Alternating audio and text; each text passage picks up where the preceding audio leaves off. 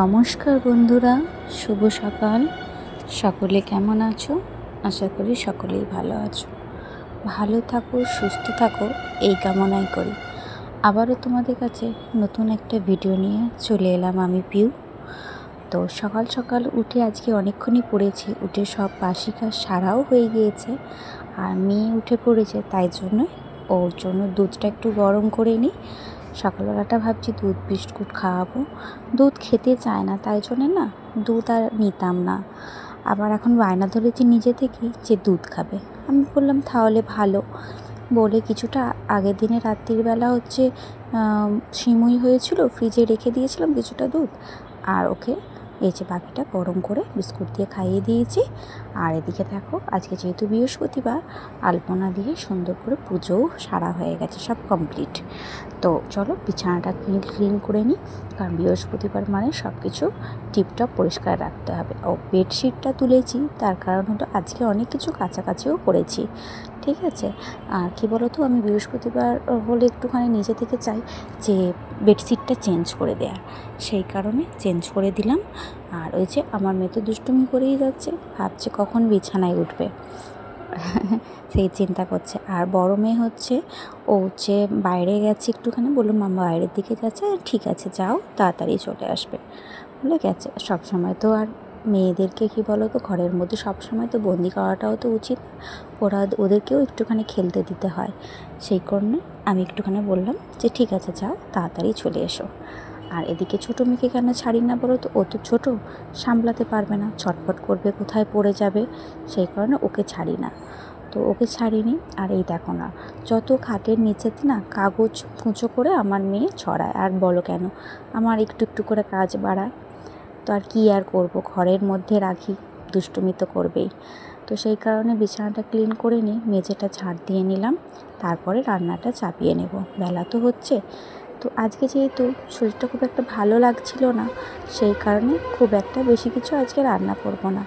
আলু সিদ্ধ, ডাল আর এই মাছের ঝাল হবে। কয়েক পিস মাছ ফ্রিজেতে ছিল, এটাই করে নেব, কারণ কাচাকুচি আছে তো, সেগুলো সব ডুবিয়ে রেখে এসেছি সার্ফে জলেতে, তো সেগুলোই কাচবো। এই যে দেখতে পেয়েছো আলু সিদ্ধ দেওয়া আছে, ভাতটা হয়ে গেছে, আর এই যে মাছ ভাজছি, এটা হয়ে গেলে কমপ্লিট হয়ে যাবে।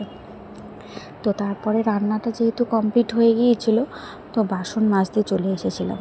কলে আজকে কারেন্ট নেই বলে, তো মানে এমনি কারেন্ট আছে, কলের কারেন্ট নেই বলে জলও নেই জানো, ওর জন্য পুকুরেতেই এসেছি। এই যে দেখতে পেয়েছো রাস্তাটা আবার ডুবে গিয়েছে, বৃষ্টি দুদিন তখন বৃষ্টি হয়েছিল, বৃষ্টির জলেতে ডুবে গিয়েছে আবার। আর কলে জল নেই, কী আর করবো, এখানটাতে বসেই বাসনটা মেজে নিই, অমনি পুকুর থেকে ধুয়ে নিয়ে চলে যাব। কলে জল না থাকলে না একটা কী বলো তো, খুব সমস্যা হয়। পুকুরের জলে আর তো সেরকম সরি না, পুকুরের জলটাও ঠিক পরিষ্কার নয় আর আগের মতো, সেই অপরিষ্কার জল, নানা আবর্জনা ফেলা হয় বলে না, মানে কি বলো তো, পুকুরের জলটা হাইওয়ে দিয়ে ধরো কেউ মানুষ যাচ্ছে, আবর্জনা ফেলে দিয়ে চলে যাচ্ছে, জলটা তো নষ্ট হয়ে গেছে। সেই কারণে কি করি, পুকুরের জলে মেজে নিয়ে, আর কলের জলে ঘরেতে থাকে তো সেগুলো একটু জল বুলিয়ে নিতে হয়, কারণ এই থালা বাসনই তো খাওয়া দাওয়া হয়, সেই কারণে সবসময় চাই যাতে একটু পরিষ্কার পরিচ্ছন্ন সব কিছুটা থাকে। আর এই যে কাচাকাচি করব, তাই জন্যে চলে এলাম যেগুলো কাচাকাচি করে নিই। আর আজকে কিন্তু প্রচণ্ড রোদ বেরিয়েছে, দেখেছো, মানে তীব্র গরম যাকে বলে। তো কলতলাটা বসতে পারা যাচ্ছে না, এতটা মানে রোদের তাপ না, যেন গা হাত পা যেন পুড়ে যাচ্ছে। তো যাই হোক, করতে তো হবে কাজ, শরীরটাও ভালো নেই, তারপরেও কি বলবো, ফেলে রাখা যায় বলো না, কাজ ফেলে রাখলেই ফেলে রাখা। রোদ উঠেছে মানে আমি ভাবলাম না এগুলো না কেচে দিলে আবার যদি কালকে আকাশে হয়, এই তো দুদিন রোদ উঠছে, তো সেই কারণে আর না রেখে এগুলো কাছাকাছিই করে নিলাম। যতই কষ্ট হোক, ঘরকে তো সুন্দর করে সব পরিষ্কার পরিচ্ছন্ন করে রাখতেই হবে, তাই না।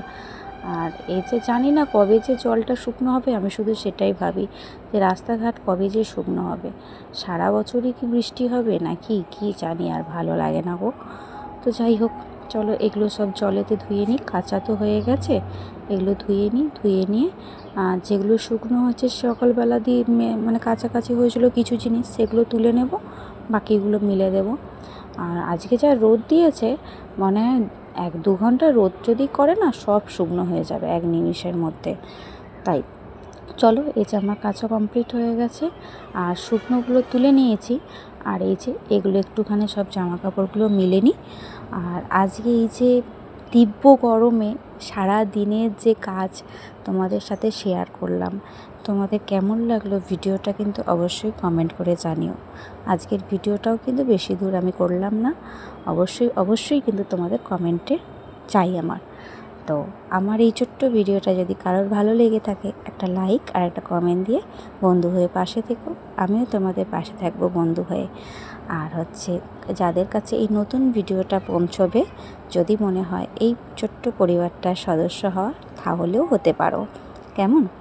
তাহলে আমার আজকের মতো ভিডিওটা এটুকুই ছিল। কালকে আবার তোমাদের সাথে নতুন একটা ভিডিও নিয়ে দেখা হবে।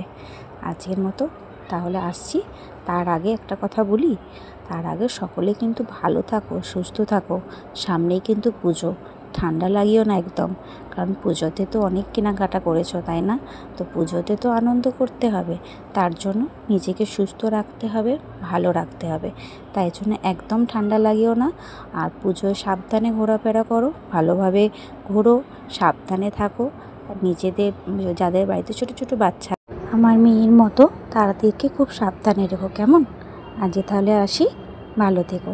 টাটা, সকলকে টাটা।